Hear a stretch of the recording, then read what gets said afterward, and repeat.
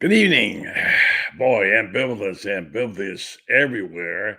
As I said in part of the show, can Billy Napier prolong the obvious by upsetting Texas? Now, this presents a dilemma for Gator fans. Ambivalence. It can be overwhelming. I know two people right now who just been overwhelmed with ambivalence for the last couple of weeks for various reasons. One of them very famous. I must admit, I have kind of a case of it myself, stuck in filing taxes. Ugh, the IRS.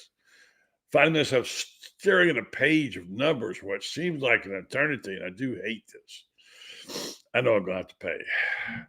Even our country seems so stuck, the government has shut down.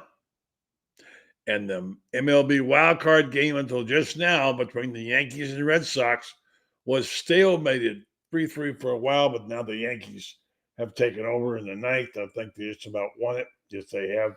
And they live to fight it again another day. So there'll be one more game in the wild card.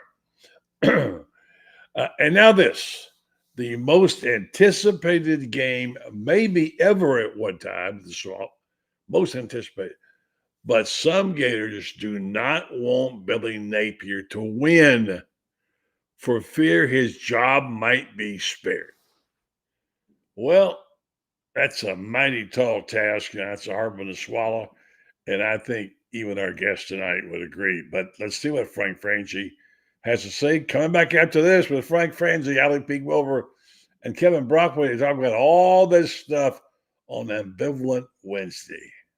Yes, it's time again for Buddy Martin. Call him up and tell him what you're thinking. But be kind because he's doing the best he can. Better, stronger, faster. Mama says that alligators are ornery because they got all them teeth but no toothbrush. Hey, what if the voice calls while you're gone? Take a message. Bye. You ready, champ? I'm ready for this my whole life. I'm incapable of small talk. But that's why you love me, right? Kind of intimidating to be in the presence of so many great athletes.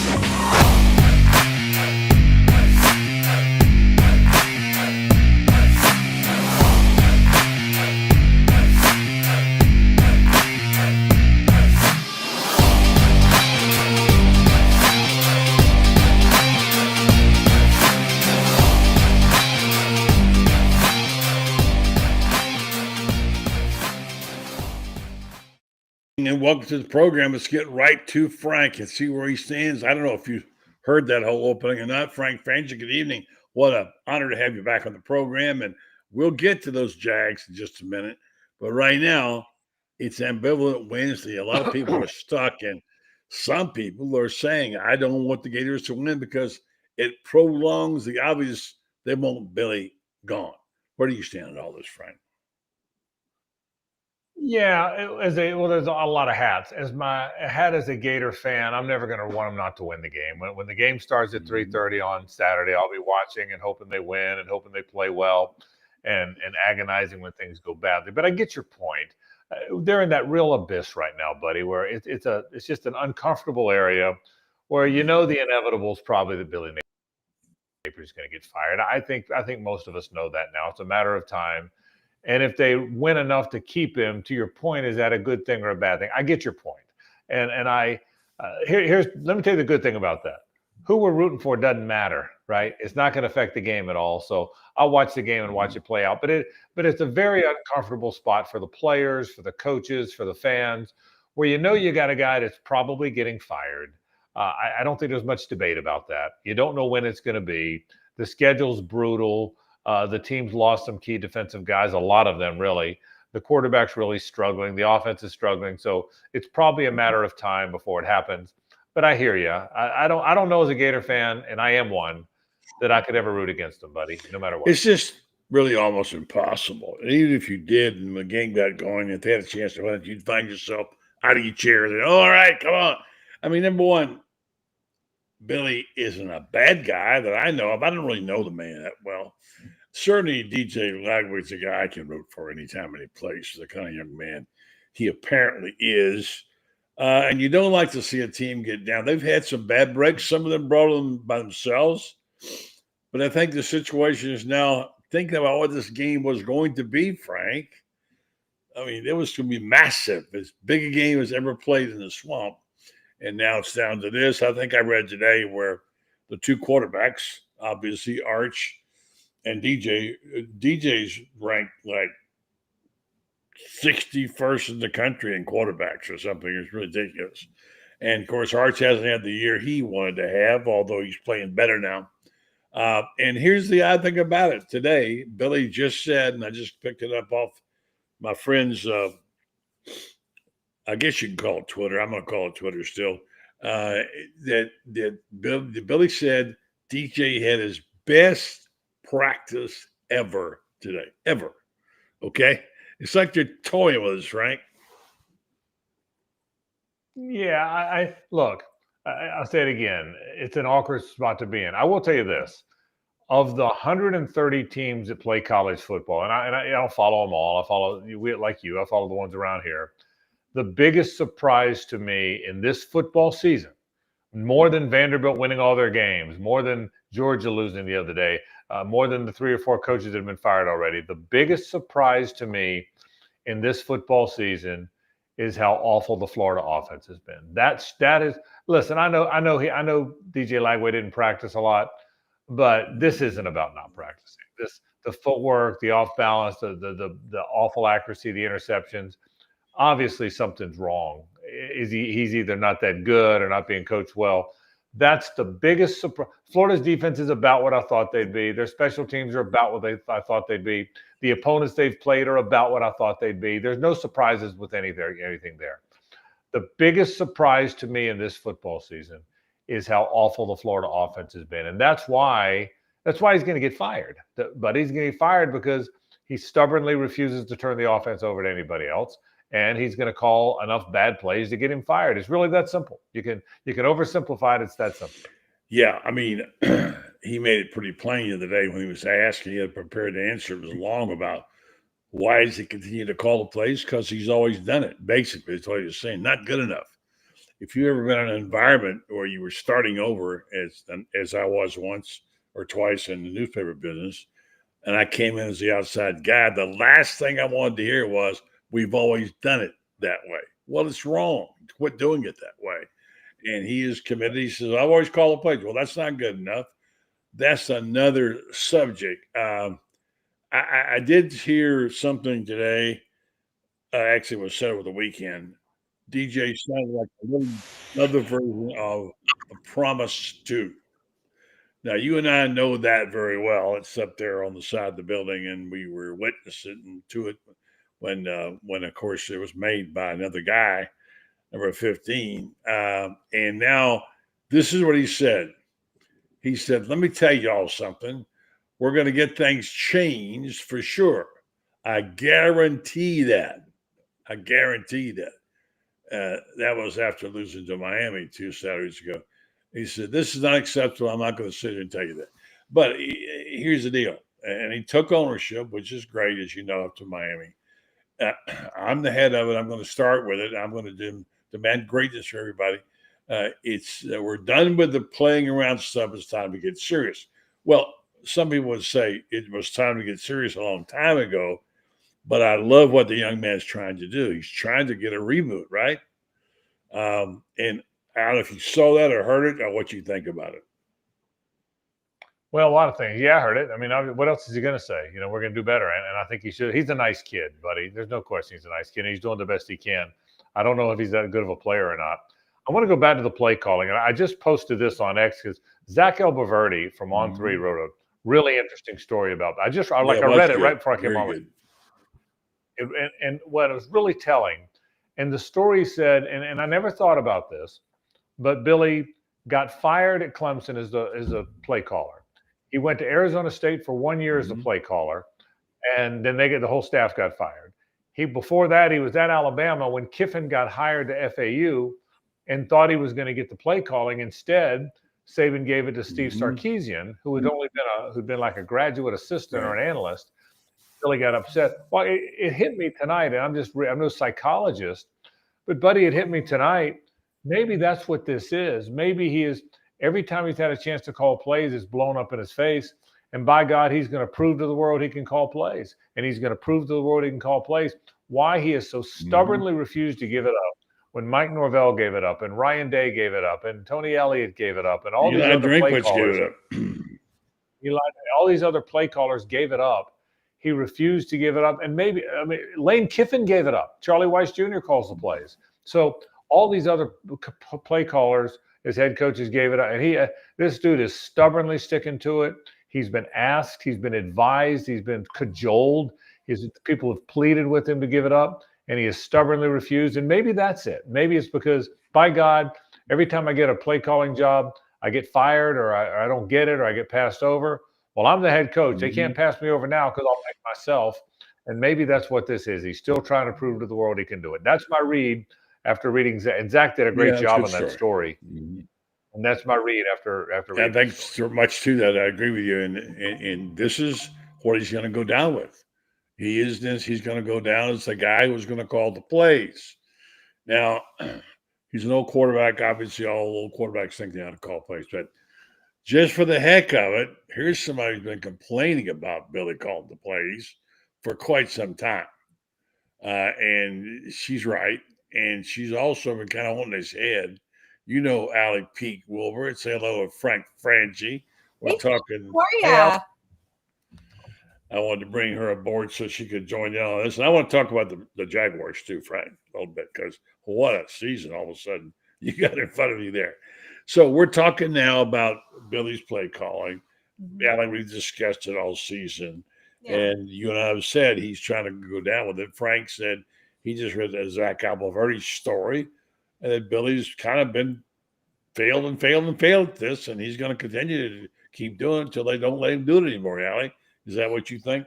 Yeah, I mean, so earlier this week, I'm going to try and pull it up right now on my phone. I was looking at the stats of him as an offensive play caller, and I honestly don't know that I realized it was actually quite as bad as it was, but he started calling plays at Arizona State in 2017. He had the number 37 offense in the country. Then he went to Louisiana, where he was the head coach. 2018, he had the 44th offense.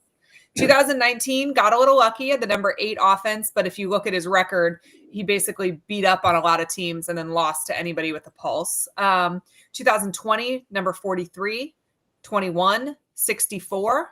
Then he came to Florida, 37th ranked offense in 22. 46th in 23, 66th in 24, and currently sitting at 108. What are you fighting for? You've never been good at this. You've been middle of the road, mediocre at best. Like, he keeps thinking this is what got him head coaching jobs. And I almost think he got head coaching jobs despite this, not because of this. You saw his comment, right, Frank? Well, I did. And Allie, to your point, and I think you're dead on. So I saw this story that Zach wrote. I was telling Buddy this. It really kind of illuminated it for me. He gets to Clemson, and after 1 year, 2 years, he gets fired as a play caller. He gets to Alabama, and he's under Kiffin's the play caller for Saban. Kiffin gets the FAU job, and Billy thinks he's getting the play caller. Instead, he gives it to Sark, who had been an analyst. So Billy got pissed and took off for Arizona State, and then they got fired. And I think what it is he wants to prove to the world, by God, I'm a play caller. And I refuse to give it up because I'm going to prove to the world that all these people that fired me and passed me over were wrong. And I'm not a psychologist, Allie, but my read on this is maybe that's what this is. Maybe, by God, I'm going to prove to the world that I can call plays like and that's why I'm not giving it up, because I believe I can still do it. That's the only thing that makes sense. Yeah.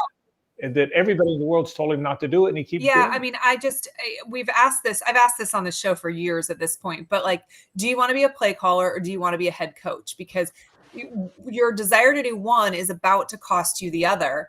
And I honestly can't imagine if he loses this job where they want to hire him as an offensive coordinator, because it's not like he's got anything good he can put on his resume from his time here. And even if he was good at it, I think there's a lot of examples in college football where you can point to the head coach giving it up and immediately the team improving. I think it's too many hats in the NIL era for 99% of the world anyway. But this isn't something that you've ever been great at. And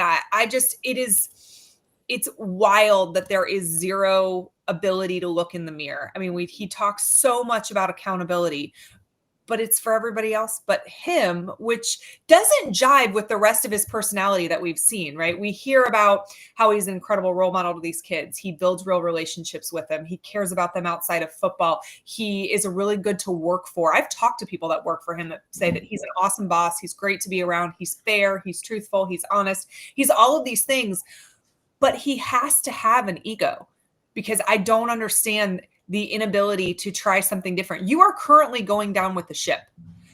Why not try to throw yourself a life vest? I don't know. I don't get it. Yeah, good point. And Frank, I don't want to go too long without talking about the Jaguars, but let me get to this point here. I think we're all getting to is the coach. And I know people say, well, just hire the right guy. Easier said than done. Mm-hmm. That reminds me when I covered an NBA team. They say, well, we get us a 7'6" center. They just start falling off the back of trucks. You know what I mean? They're not easy. I talked to a very famous former athletic director who was known for his great hiring of great coaches. And he says, people don't realize how hard it is to move some people. They just don't want to move. Maybe their kids in school loves what they're doing. Maybe they love the town. I remember Reverend Meyer told me one time, his wife, Shelley, when they were at Colorado State, she loved it out there. She was a psychiatric nurse, and he got the job offer to go to Notre Dame. And Shelley said to him, wouldn't it be a great job if we could just stay here? No, you can't do that when you're a nomadic wife like that. So here we go with this situation. My heart goes out to people who have to do this, what they get paid for. But my question becomes now, how far is this going to go? And Allie, I asked the question before we go on the air. In this year of ambivalence, for me, this week is all about just ambivalence. Everything is ambivalence. But, you know, can you really root against the Gators winning so they can fire Billy Napier or not?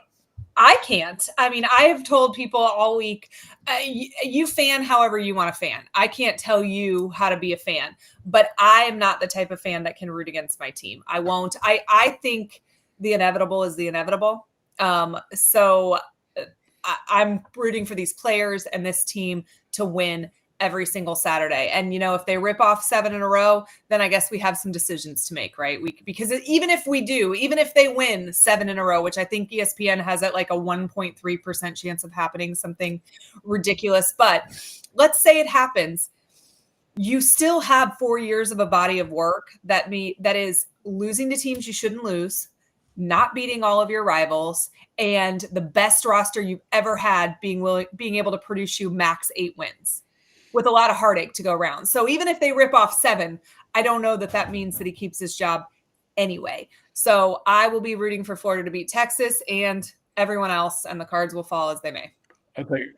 Yeah, I said the same thing, Al. I can't root against them. And the good thing is it doesn't matter who we root for. It's not going to affect it anyway.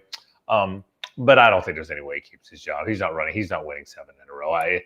He got a little bit of a bad break, how rugged the schedule is. But my guess is if you asked me if I was betting my money, I doubt he makes it to the Georgia game. I don't know. I don't necessarily think it's going to be this week. If they lose this week, and I think they're going to, I don't think it's going to be at 1-4. But I'll bet you it's in the next couple of weeks. I would be so, and I may be wrong. We'll see. When they get to Jacksonville, we'll find out. But I would be surprised if he makes it to Jacksonville. That's in my mind, it happens after Texas A&M if they drop Texas and Texas A&M. I don't think with the Texas game, I just don't see a scenario where you fire a coach after he loses a game that you would have predicted in July that he was going to lose.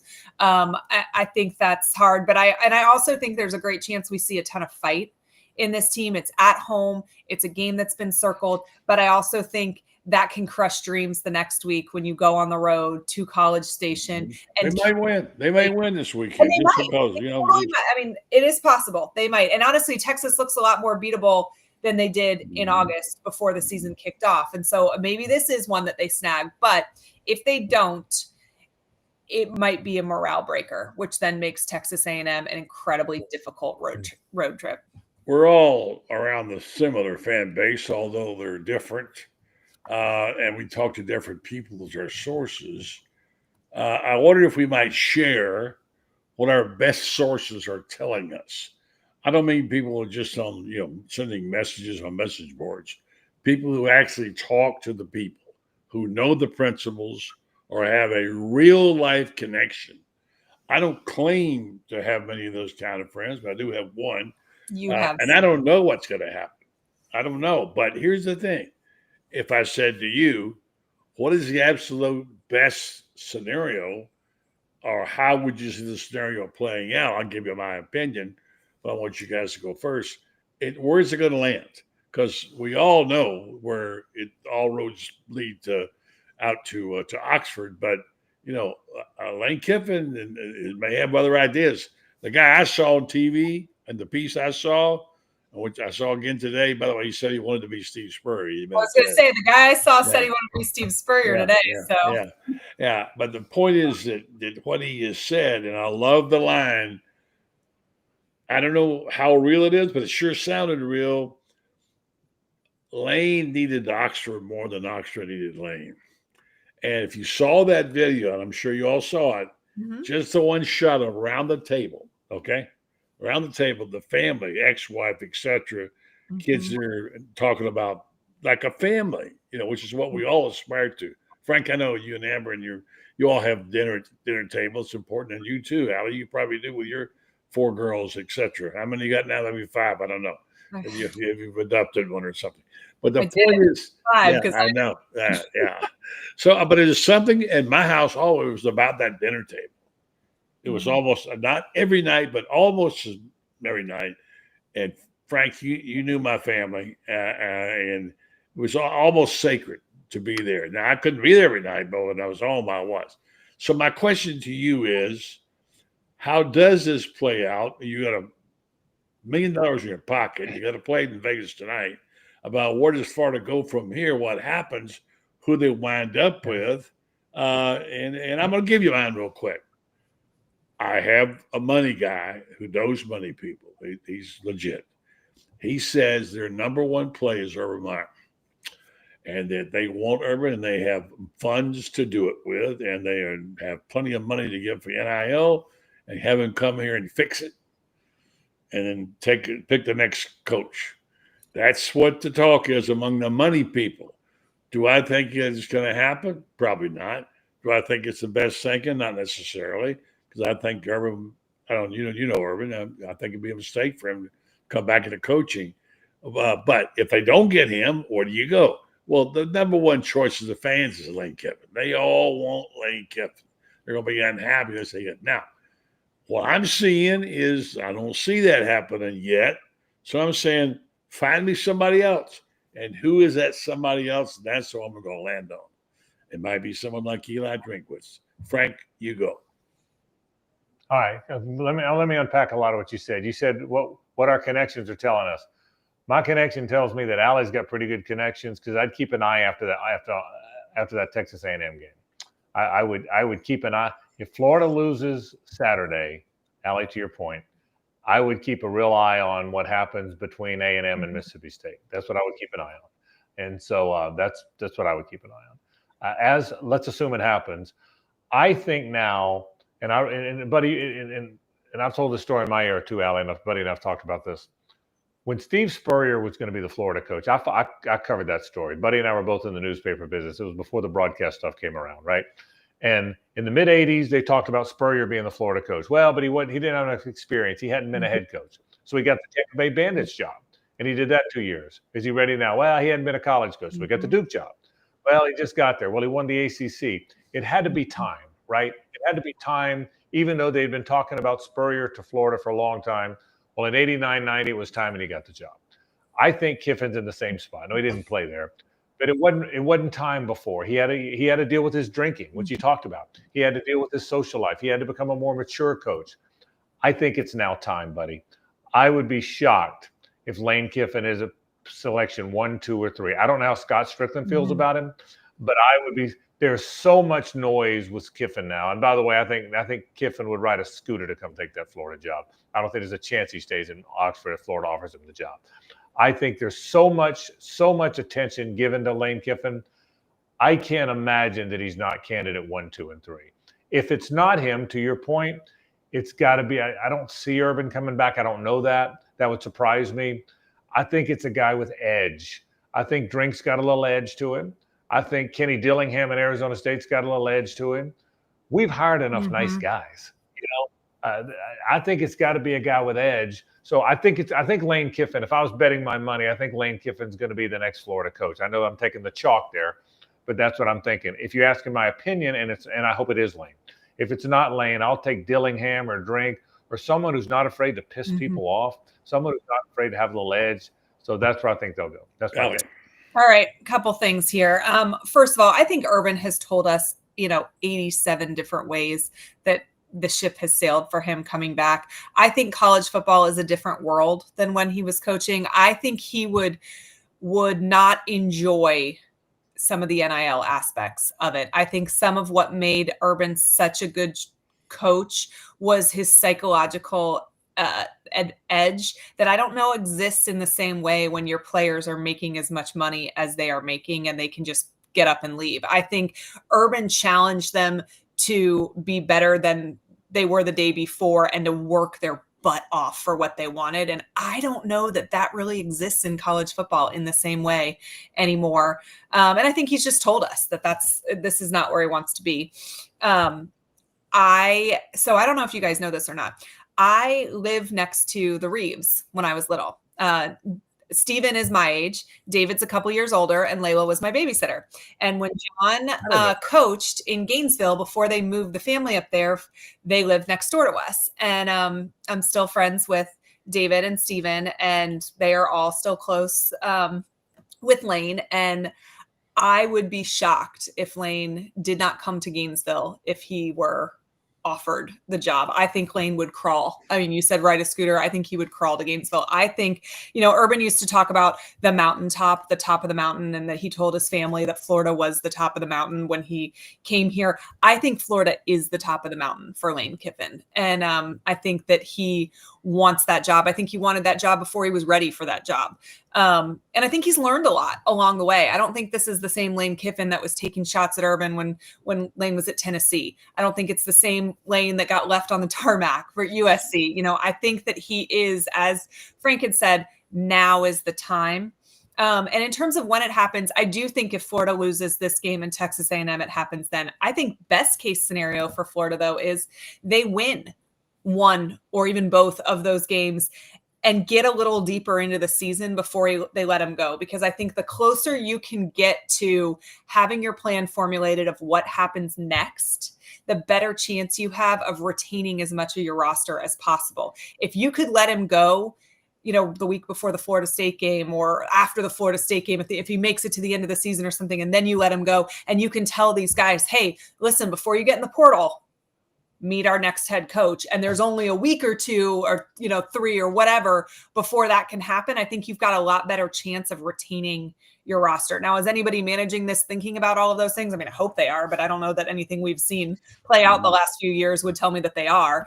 But I think that there's a scenario where the longer you can drag this out, it might be more beneficial for your team. All right. So those are all great points. And what you say makes a lot of sense. I want to make sure that people understand. I'm not saying that Urban says he's coming to Florida. I'm telling you, the people with the money want him, who I know really well, this one person who talks to all the money people, has said, we got the money, we got a war chest, make Urban say no. Yeah, and I can see why they do that. I just think he does say no. But I would hope he does for his own sake. But I'm just saying, the guy that won the last 2 national titles, who still appears sharp as a tack, to come fix your problems. I can see why that is intriguing to those people. I just think it's unlikely, from Urban's end. One more point before I get Frank to get me on the Jaguar train for a minute. What about the story, and I've not confirmed this, but it's been written by and said by a lot of people, that last year they were going to hire Lane and Strickland said no? Well, I don't know that number one, I don't think the job wasn't open. I think Strickland made it clear last year, buddy, he was in Billy's corner. And by the way, I thought what he did last year worked. He said he gave Billy the mulligan. He used the mulligan well. He kept the job. So I don't think Scott ever got to who the coach would be like. That's my opinion. I don't think he ever got to who the coach would be next. I don't think that ever happened. So I don't think it was in play. Allie, one thing about how when you do it, one thing to keep in mind: NIL payments are done at the beginning and at the end of the season. So you get the guys with the big NIL money. They get a check at the beginning and they get a check at the end. And I just was told this today, working the story as best I could, that Virginia Tech, Arkansas, who else fired a coach? Somebody, Oklahoma State, all three of those, Virginia Tech, Arkansas, Oklahoma State, nobody left. Nobody has said they're going to the portal. Now they may go eventually. The portal's not open yet, but they're all staying put to get that last check, and they're due that last check. So I don't think the mass exodus is going to happen. We all know the rules. That the minute the coach is fired, you got 30 days to go.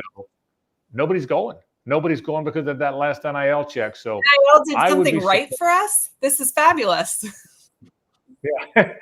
But I really think that, and I would be surprised if he gets to a fifth loss if he's still the football coach. That's and we'll see, because there's going to be a fifth loss, and then we'll see. So, the NIL payment goes at the beginning and at the end, and those guys are hanging around for that. If they leave, they don't get the last one.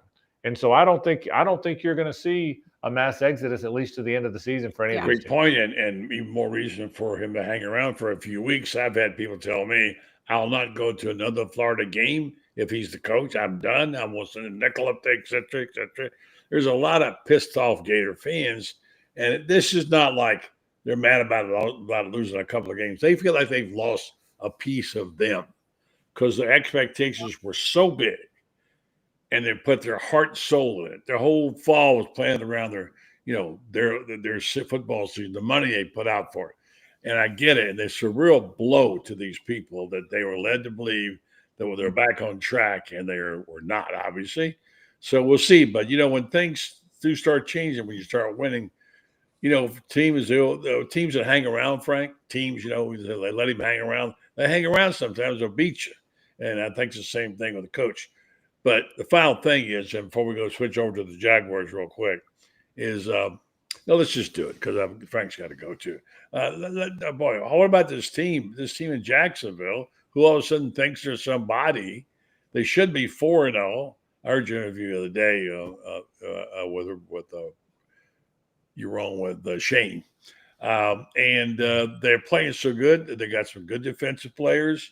They're fun to watch. Talk about your Jaguars. Put a little life in the old man, didn't they? Yeah, they're tougher than they were. I think they weren't very physical last year. And in that league, if you're not physical, you lose. Look, they're 3-1 around. It doesn't matter how you get there. We haven't been 3-1 around here very often, buddy. I think they're more physical than they've been. They did a good job in free agency. Tony Baselli is the EVP, knew what he was doing. James Gladstone, the GM, and this guy Liam Cohen's a good coach, man. Yeah, he must be. He's got a little spurrier in him. He's got a little edge to him. He bows up, which I like. They went out and they play a zone defense now. They have a lot of guys watching the zone defense. You're watching the quarterback. You're not turning around and running. They're finding the ball. They've got 12 or 13 takeaways. They had 9 all last year. They've had more takeaways than they had all of last year. So the defense is pretty good. They're not great. They're winning close games. The NFL is all about the close game. If you watch NFL games, you turn on the NFL game in the middle of the fourth quarter and it's a 4-point game. That's the way the league is. I've called games now for 12 years in that league. It's you turn on the game in the fourth quarter, it's a 4-point game. But teams that learn how to win start believing they can win. That's one. It's only been 4 games, but I've called a lot of games, buddy, around here where we didn't think they were going to win. We thought before the game they're probably not going to win because they're playing the Patriots or the Chiefs or the Steelers or whoever. And once you've lost that confidence you can win that close game, you're probably not going to win it. This team kind of believes they're going to win those games. This team, you can kind of sense, the NFL is all about who makes the big play at the end of the game in the last 4 minutes.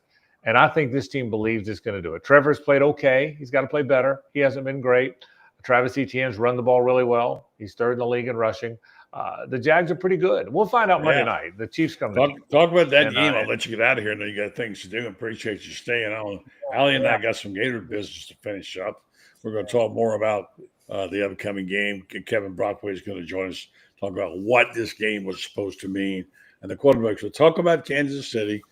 they got their thing back together again now, and that should be a heck of a game. Here's the best thing. The Jags have played so well that more people are talking about the game than whether or not Taylor Swift's coming. That's the big news around here. We're not talking about Taylor Swift. We're talking about the game. And Taylor Swift dominated the headlines all summer long around that game. So, look, the Chiefs are the standard, right? And you learn about yourself when you play the Chiefs. But you get them here. That place is going to be rocking. It's going to be a party atmosphere.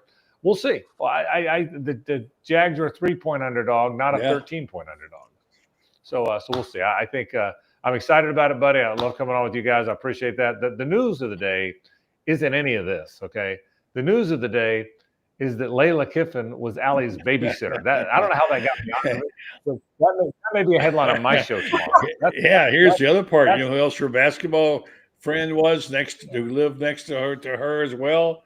Tell them about that. Guess who he is? Greenberg, when he coached at USF, lived in my neighborhood, and so he would have the team over on Sunday night for dinner, and all the neighborhood kids would play basketball in his driveway. And it was it seems so normal because he was there for so long, and it's just how we kind of grew up. And then I ended up babysitting his kids. His daughter reached out to me today. Actually, she may be moving back to Tampa, and so was asking me about, we still live in the same area that we lived then, and so we were talking about it. But yeah, I've lived next to some interesting people over the years. Yeah. That's the source, buddy. Allie's she's great. She has the real, she has real stuff. We hadn't even mentioned Florida State plays Miami this weekend. Remember that used to matter? Think about it. It did. FSU 18. That's going to be a fun one. Yeah, I'll see how Herb Street's welcome. Thank you, Frank, and enjoy the game, and I'll be watching it. All right. Frank Frangie, voice of the Kansas City Chiefs, but still a Gator at heart. Thank you, Frank. All right, I'm going to tell you a little bit about our great sponsors that we have here, and we're going to check in with Kevin. Here's Brockway soon. However, we're going to finish up our conversation about the game that was going to be, because we've talked about it all year. Oh, I can't wait to this game. And it was as big a game as ever been played. And well, I wouldn't even call it the Swamp, because before then, it was, the Swamp. Yeah. So that's amazing. So let me tell you about our friends at Meldon Law. Meldon Law is a good group of people, and they're not only fun to be around, they're also great business people. The guy who's at the head of it is a guy that you just can't help but like, because he likes to use the slogan, "We won't back down," because they don't back down in Meldon Law, and their whole deal is that they want you to know if you're a Gator and you want someone that you can trust and you want someone who's a good attorney. They got it all right there, and they also have some tremendous giveaways and things in their Facebook page. If you want hard to get tickets like gymnastics, and Allie will tell you how hard they are. You can go there and probably score some. So there's good people to have there in the community, and Meldon Law is now expanded to over 50 attorneys, and they're in 4 locations in North Central Florida, plus now down South Florida. So it's growing, and it's growing because they do their job well, and they're well-known attorneys, and they love the Gators. It all matters. Meldon Law. They won't back down. There's a QR code someplace around here. I'll put it up if I find it. And you know what QR codes are? Yes, absolutely. Yeah, amazing. All these things that I'm learning about, as Brenda's helping me with. All right, so as we wait for Kevin, talk to me about Florida not getting a new coach this year, how bad it might get if they don't, if we'd have insurrection. But if he won, sometimes that placates people. Look, I don't think anybody really wants to see Billy get fired. We never want a coach to get fired. But this is where he's just about asking for it with his stubborn attitude about calling plays. And his answer, you saw his answer about I've been calling plays, and that's why we got where we are. Yeah, where are we? It's stuck. Yeah, and that bothered me because, and I know, first of all, it's not easy to stand in there and take the questions. And I also applaud Cam Parker for asking the question, because I do think that he shouldn't get softballs. He's making almost $9 million a year. There should be some accountability. And that's one of the responsibilities of the journalists that go into that room, is to ask the hard questions. And I thought it was a good question. And I know that when he says that's what got us here, he's meaning his family, the staff he brought along with him from Louisiana, himself. But Florida fans hear us as Florida. And, this is what got us where we are. Your play calling, 20-22, the 108th offense in college football right now, not a good place. And so it was a really poor choice of words for me. I don't think that he does great in press conferences. It's not his thing. And if you are winning, it doesn't matter that it's not your thing, but it starts to bite you in the butt, especially when you haven't earned the good graces that we've talked about over the years here, by letting the media really know who you are. But I think regardless of how this season ends up, he could win 7 in a row, which again, I think is very unlikely. He's still shown us who he is. He rips off 7-0, he still finishes 8-4. And that's not good enough for your very best team at the University of Florida. And I think he's shown us. I think 4 years is enough of a body of work that we then have to decide, is this who we want to be? Do we want to be a team that is 7-5 or 8-4 on their best seasons and maybe not bowl eligible on their worst? And I think the answer to that is no. I don't take any excitement or pride in calling for someone's job. It makes me uncomfortable. I would prefer we just win. But that's not where we are right now. And I think we have to be realistic about that. I'm still going to root for them to go out every single Saturday and win. But I don't like where we are as a program right now. The question is, they're gone too far with the edge. Can it be fixed? And I've talked to Shane Matthews about this, who's been in favor of a change for a while. And I'm thinking, I don't buy green bananas. I don't want to have to go through this 5 more years. I don't have 100 years left to play to watch this. And I said, I'm not sure they can do it. He said, no, they can do it. He said, there are plenty of good players out there and you can get them. And so you can turn it around. And the evidence shows he's right. And look at what Kiffin's done at Ole Miss and the portal. Shoot, look at what Clark Lee's done at Vanderbilt. I know. That's amazing. And Mississippi State. And, and that's, I think, what's more frustrating to Gator fans is we are told it takes time in an era where it's not taking time for anybody else. And I think that the stats will show you that if you can't get it done by year 3, you're probably not getting it done. I think we could probably look pretty much everywhere, and that would be the norm. If you're going to find success, you're going to find it by year 3. And there's very few exceptions to that rule. But I do think a change is warranted. And if you can do it in a way where you can hold on to as many of your guys as possible, because this is a great roster. This is a talented roster.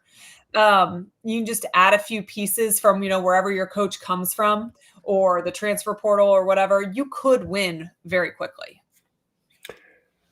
There's a lot that has gone wrong for a lot of teams. Georgia's lost 2 games. A lot of good, LSU lost 2 games.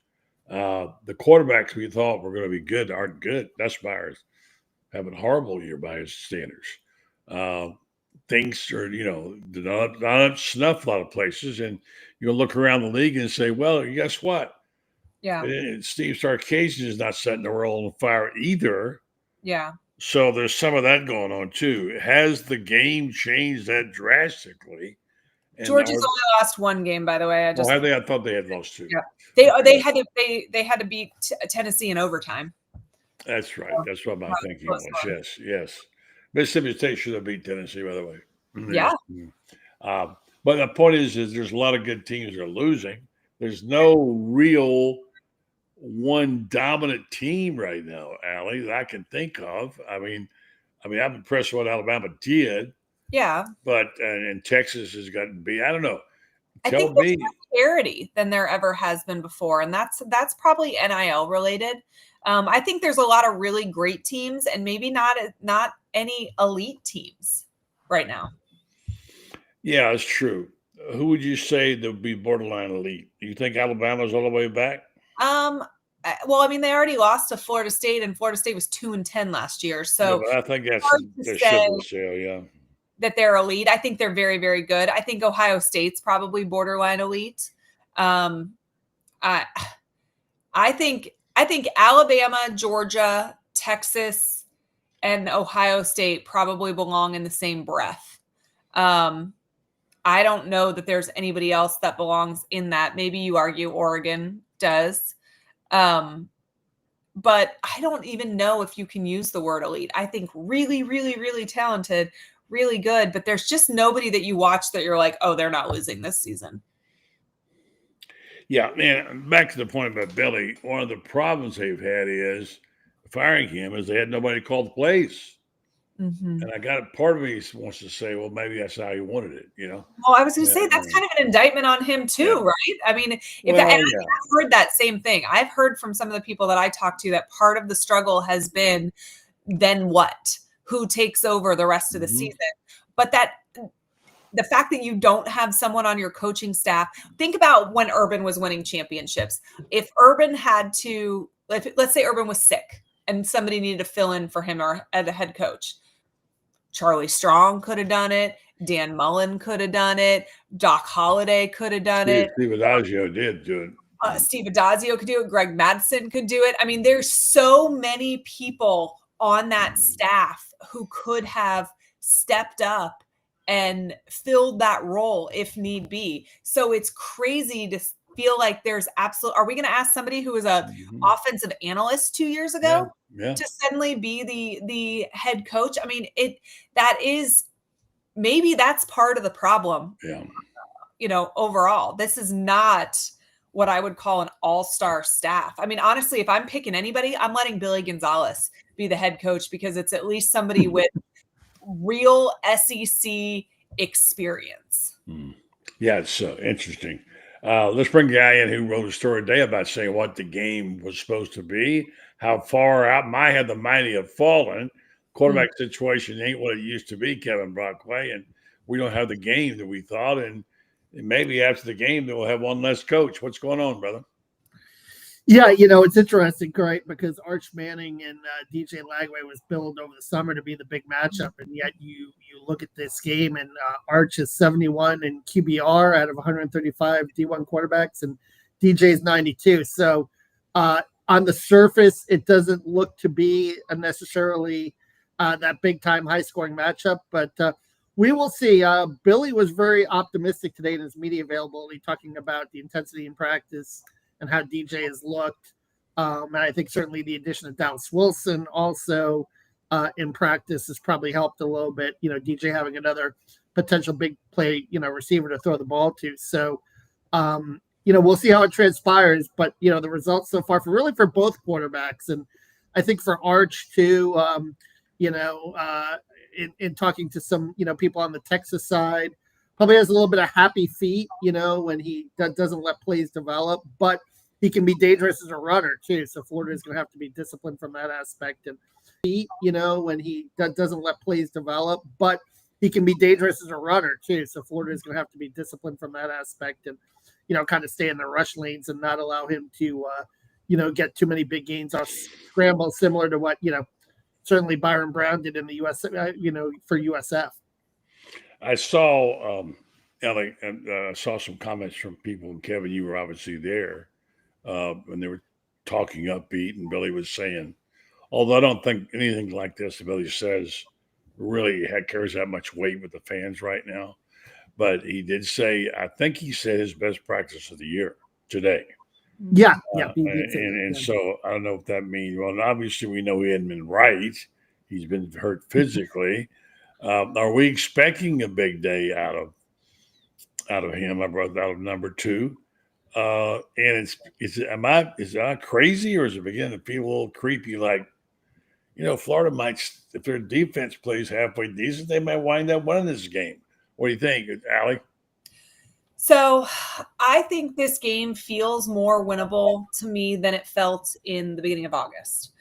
which is weird because Florida hadn't lost 3 in a row, in the beginning of August. But I don't think, even though Texas is only 3-1 and their only loss is to Ohio State, who, is very, very, very good, I just don't think they've looked like we expected them to. And this game looks like it'll be low scoring, which means it does look like Florida will be in it. I think Florida's defense can play with anybody, and I don't think Texas's offense is good. I just also think Texas's defense is very, very good, and Florida has proven that they can't put 20 points on the board. The standard for me used to always be, if the defense can hold the opponent to 21 points, we should win. I was always confident enough in Florida's offense that if the defense could hold them to 21, it was going to be a victory. And Florida just can't get there. Florida has held everybody to that. I mean, there's a garbage touchdown at the very end of the Miami game to make it 26, but it was a garbage touchdown. Florida's defense did their job. As far as can DJ Lagway put it together and have a big game, I think he's talented enough to. I don't know if I think the bye week is enough time to change anything. I mean, maybe he's a little bit healthier. I don't put any stock into these best practice or whatever else. I'm in the show me phase. I don't need to hear any more talking from him, but I don't know. I don't think that they will win, but I think they have a shot to win. Kevin. I picked 21-16 Florida, believe it or not. I have a feeling that they've got a good shot in this game, in terms of the fact that, I know Texas has a pretty rugged defense for sure, but I just have a feeling, the travel, maybe Arch, the fact that, they had that big early test against Ohio State, but they've really played 3 straight, kind of cupcake non-conference games since then. So they're not coming in quite as battle tested as Florida is of late. I think that could potentially have an impact. And, first SEC road start for Eli. He faced a little bit of an atmosphere at Ohio State, but that didn't go well. So for Art, excuse me. So I think that potentially has an impact on the game as well. So I think there's a shot here. I think there's a much better shot to get this one than to get maybe Texas A&M. But I think they're gonna have to play well in all 3 phases, show their A game. I'm sure you saw in the injury report too, Jacoby Jackson being out. Is interesting. So now you've got Jaden Baugh as the main back. I don't know if that's necessarily a good thing or a bad thing that he gets more carries. Maybe we'll see Duke Clark. Maybe we'll see Katie Daniels a little bit as well in the run game. But Texas is another team, very similar to Miami, rugged up front, tough against the run. And, Florida's going to have to, figure out, certainly a third down, because 0-13 against Miami was just pathetic and isn't going to cut it. And a lot of that has to do with first and second down too, and getting into some better third manageable situations. Kevin, what's happened to this offensive line? Rob Sale coached in the NFL. He has a title offensive coordinator, which he is not. We were raving about this offensive line when the season started. It was ranked as the best in the conference, one of the best in the country. The right side has been paper tissue thin. They seem to be rotating 4 guards. They can't come up with it. They can't block, especially for great running backs like Jaden Ball, who just need a little bit of help. Maybe the play calling could help them out a little bit too. But what has happened, Kevin, to the offensive line? Yeah, I think that right side is getting exposed right now, as you alluded to, and I think a lot of it has to do with Bryce Lovett. His adjustment to tackle has not gone well, and they put Caden Jones there. Cam Waits was out for the Miami game.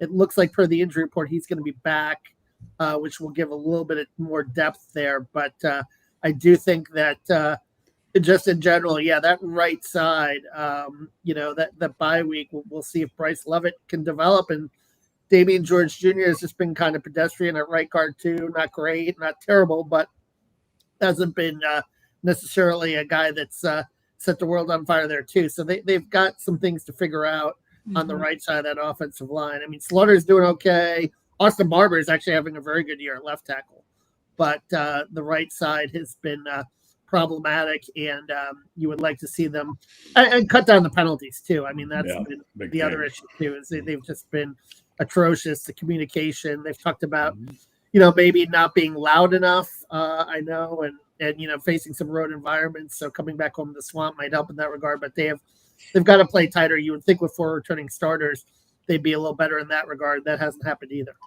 Well, Allie, we got to keep doing this for another, 10, 8, 9 weeks, whatever, and it's not going to be easy. And your fine podcast, Pick Inside the Gators, of course, is on several times a week, and this guy here's got to talk about it and write about it for a long time. If Florida gets trashed, I guess the storyline will be the next coach. Mm-hmm. And if Florida wins, it's like, okay, now what? I don't know. Yeah. What's the storyline going to be, Allie, for us these next few months? I do think Florida fans kind of just feel like we're circling the drain right now, just waiting for the inevitable to happen. If Florida beats Texas, I think fans will be excited, but I don't think it will. I think it's going to take a lot to turn the fan base back towards keeping Billy. Not only do I think obviously it's going to take 7 more wins, which is a huge ask in itself, but I think that I think fans kind of feel like Billy's shown us who he is. And now it's up to the University of Florida to decide if that's who we are. But it's going to be interesting to watch. And I love a good coaching search. That is always entertaining and fun. And the rumor mills go crazy and hope springs anew when you've got this, best staff in college football. And I just want there to be some excitement again. It stinks to not be, we get 12 Saturdays a year, and it stinks to be only 4 into them and already not that excited about it. We wait for 9 months for this. I need a little bit more time to be passionate about this sport that I love. It feels like a lot of the fun has been sucked out of it this year. Kevin, there's another sport on campus that's going pretty good. Oh yeah, no question. Basketball started out, and some good reviews of the freshman Alex Lloyd.